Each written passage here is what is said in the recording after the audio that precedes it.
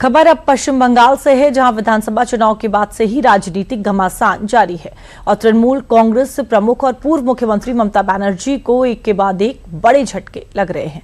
हालिया मामला क्या है, देखिए इस रिपोर्ट में।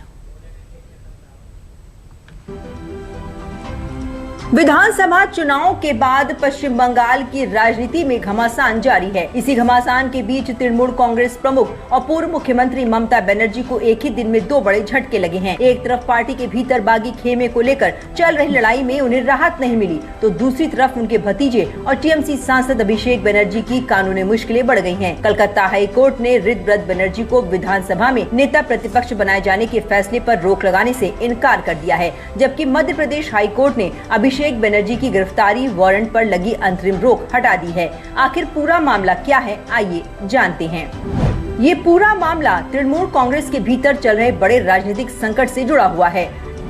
टीएमसी से निकाले जाने के बाद विधायक ऋतव्रत बनर्जी ने पार्टी नेतृत्व के खिलाफ बगावत की थी।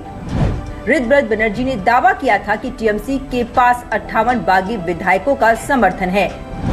ऋतव्रत के गुट का कहना था कि वो ममता बनर्जी को तो नेता मानते हैं, लेकिन उनके भतीजे और टीएमसी महासचिव अभिषेक बनर्जी के अधिकारों को पूरी तरह से खारिज करते हैं। इसके बाद ऋतव्रत बनर्जी ने 58 बागी विधायकों के साथ स्पीकर से मुलाकात कर अपना अलग गुट होने का दावा किया था।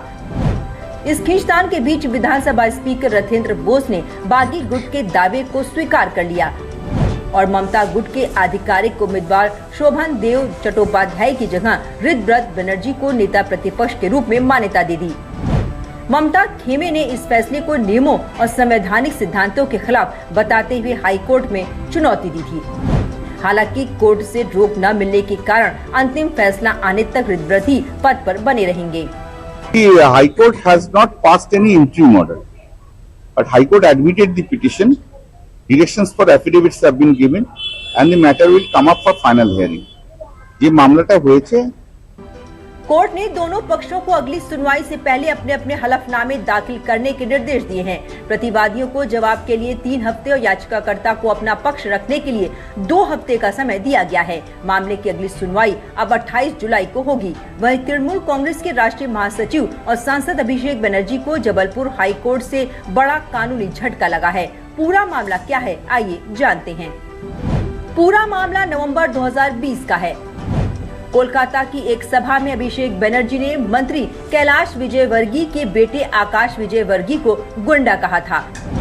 आकाश ने इसे अपनी प्रतिष्ठा के खिलाफ अपमानजनक बताते हुए 2021 में भोपाल की MP-MLA कोर्ट में शिकायत दर्ज की थी। इसके बाद मामले की सुनवाई शुरू हुई। सुनवाई के दौरान निचली अदालत में अभिषेक बनर्जी उपस्थित नहीं हुए, जिसके बाद MP-MLA कोर्ट ने अभिषेक बनर्जी के खिलाफ गिरफ्तारी वारंट जारी किया था। इसके बाद उन्होंने हाई कोर्ट में याचिका दाखिल कर वारंट पर रोक की मांग की थी। हाई कोर्ट ने शुरुआती सुनवाई में वारंट के क्रियान्वयन पर अंतरिम रोक लगा दी थी, लेकिन ताज़ा सुनवाई में अदालत ने पाया कि पर्याप्त अवसर मिलने के बावजूद उनकी ओर से प्रभावी पैरवी नहीं हुई, जिसके बाद अंतरिम राहत समाप्त कर दी गई।